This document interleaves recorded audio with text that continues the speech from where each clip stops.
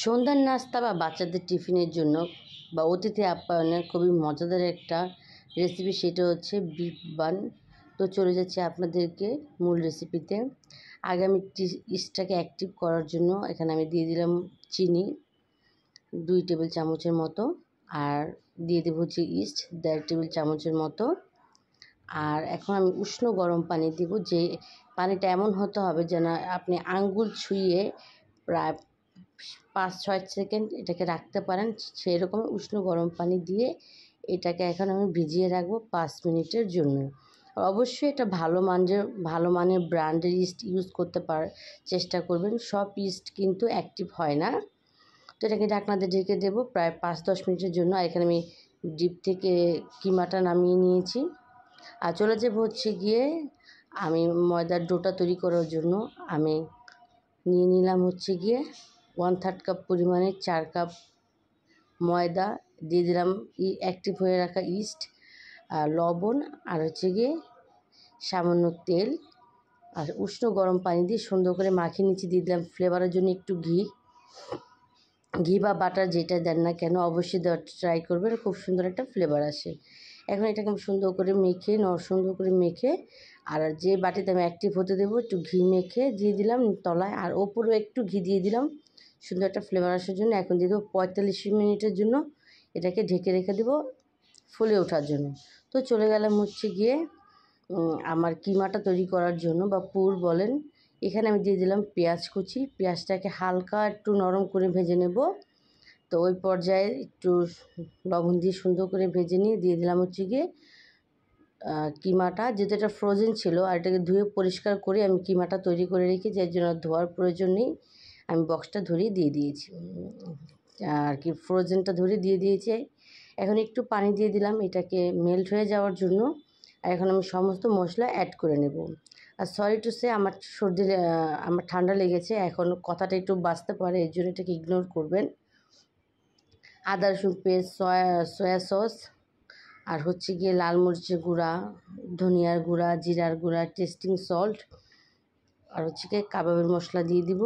সমস্ত মশলা সব কিছু অ্যাড করে এখন এটাকে নেড়ে চেড়ে নিচ্ছি। আর ধন্যবাদ যারা এতটা সময় নিয়ে আমার ভিডিওটা দেখছেন, তাদেরকে অসংখ্য ধন্যবাদ। যারা ইউটিউব থেকে দেখছেন অবশ্যই আমার চ্যানেলটা সাবস্ক্রাইব করে দিয়ে পাশে থাকবেন, এবং লাইক কমেন্ট করতে কিন্তু অবশ্যই ভুলবেন না। যারা ফেসবুক পেজ থেকে দেখছেন অবশ্যই পেজটা ফলো দিয়ে গ্রুপে শেয়ার করে দেবেন। এবং আমি গোলমরিচ কিন্তু অবশ্যই দিয়েছি, আমি দিয়েছি কালো গোলমরিচ। কালো গোলমরিচ কিন্তু একটু ঝাল ঝাল হয়, এর জন্য দিলে একটু বুঝে শুনে দিবেন। দেখুন আমার কিমাটা কিন্তু অলমোস্ট গলে গেছে আর কি, এখন অনেকটাই সেদ্ধ হয়ে গেছে। যেহেতু কিমা তো সেদ্ধ হতে সময় লাগে না। দিলাম টমেটো সস, আর হচ্ছে গিয়ে একটু অরেগানো, সুন্দর একটা ফ্লেভার আসার জন্য। স্কিপ করতে পারেন আপনাদের যাদের ভালো না লাগে। দিয়ে দিলাম ধনেপাতা কুচি। এখন এটা একটু ভাজা ভাজা করে নেব।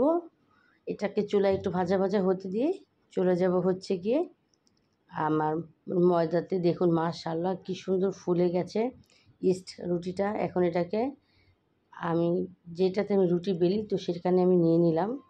এটাকে হাত দা চেপে চেপে, খুব বেশি প্রেশার দিয়ে চাপা যাবে না, তাহলে ময়দা যেটা ফ্লাফিটা সেটা নষ্ট হয়ে যাবে। এর জন্য খুব সুন্দর করে আলতো হাতে এটাকে চেপে নিতে হবে। এখানে আমি লেচি কেটে নিলাম। আমি যে কটা বানাবো ছোট ছোট করে লেচি কেটে নিয়েছি। তো চলুন আপনাদেরকে বেলে দেখাই। সামান্য একটু গুঁড়ি নিয়ে এটাকে আমি ছোট্ট একটা রুটির সাইজ করব, বা বড় না মাঝারি সাইজের একটা রুটির সাইজ করে এটাকে এখন আমি পুর দিয়ে দিলাম। যতটুকু পরিমাণ পুর লাগবে পরিমাণ মতন পুর দিয়ে এখন এটাকে আমি যে মোমো বা যে কলই পিঠার মতন মুখটাকে একদম লাগিয়ে দিয়ে তারপর এটাকে আমি হাতের সাহায্যে সুন্দর করে এটা শেপ করে নেব বনের জন্য। এখন আমি এটাকে সুন্দর করে শেপ হয়ে গেলে এটাকে আমি রেখে দেবো হটপটে, যাতে এটাকে হার্ড না হয়ে যায়, বানটা সফট থাকে। আমি আরেকটা ডো নিয়ে নিলাম, আরেকটা করে দেখানোর জন্য সেম প্রসেসেই আমি আরেকটা করে দেখাচ্ছি। সুন্দর করে রুটিটা মাঝারি আছে বেলে নিব, আর দিয়ে দেবো পরিমাণ মতন পুর। আপনারা চাইলে এখানে চিজও অ্যাড করতে পারেন পুরের সঙ্গে, তাহলে খেলে অন্যরকম একটা ভালো একটা টেস্ট আসবে। আমি চিজ দিইনি, আপনারা চাইলে দিতে পারেন, যারা অনেক চিজ পছন্দ করেন সব খাবারে। এখন এটাকে আমি মোমোর মতন মুখটাকে লাগিয়ে এখানে চ্যাপ্টা করে দিয়ে দিলাম, যাতে কোথাও যাতে ফাঁকা না থাকে। আর অবশ্যই খেয়াল করে তেলে ছাড়ার সময় অবশ্যই খেয়াল করবেন যে নিচের যে আটকানো যে জায়গাটা মুখটা, ঠিক সেটাই জানি তেলের নিচের পাশে, আর অন্যটা থাকবে ওপর পাশে, যাতে আপনার তেলে ছাড়ার পরে মুখটা খুলে না যায়।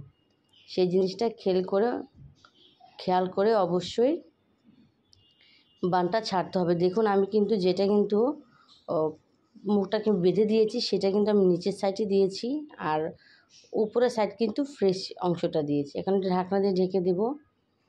যেখানে খুবই অল্প আছে আমি সুন্দর করে যে ভেজে নিচ্ছি, খুব সুন্দর ফুলে যাচ্ছে।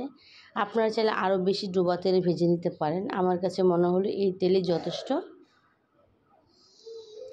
খুব সুন্দর করে ভাজা হয়ে গেছে, লাল লাল করে সাইড করে ভেজে নিয়েছি। আর এখন আমি এটাকে আবার ঢাকনা দিয়ে ঢেকে দেবো যাতে সম্পূর্ণটা হয়ে যাওয়ার জন্য। এখন এটাকে আমি সুন্দর করে ছাঁকনি দিয়ে তুলে নেব, তেলটাকে ঝরিয়ে। যদিও বেশি অয়েলি ফুড খাওয়া ঠিক না, তবু তেলটাকে যত সম্ভব ঝরিয়ে নেওয়ার চেষ্টা করব। পরবর্তীতে এভাবে সেমভাবে ভেজে নিচ্ছি। ভীষণ মজা হয়েছে। আর আমি আপনাদের সঙ্গে একটা কেটে দেখাচ্ছি ভিতরটা কতটা সফট এবং খুবই ফ্লাফি এবং সফট, আপনারা দেখে বুঝতে পারছেন। খুব সুন্দর হয়েছে, ভীষণ খেতে মাশাআল্লাহ অনেক দারুণ হয়েছিল। ধন্যবাদ।